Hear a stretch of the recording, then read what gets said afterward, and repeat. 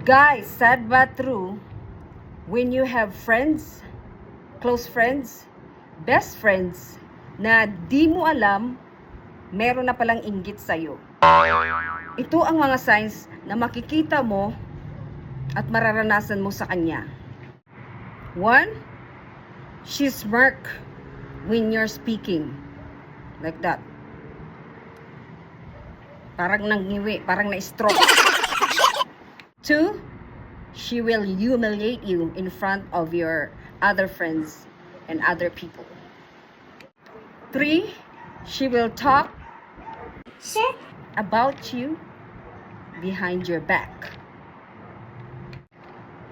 4, you just started speaking and bigla ka niyang ipapahiya out of nowhere. 5, she roll her eyes like that. Na parang nangingisay na.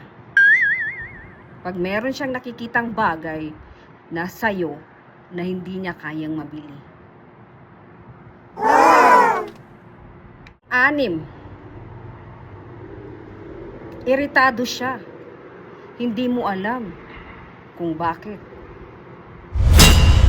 7, the worst thing pa dyan ay sisirain pa ang pamilya mo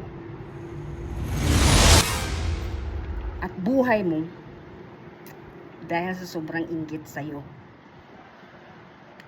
Ito ay iilan lang sa mga signs na ang kaibigan mo di mo alam may inggit sa'yo.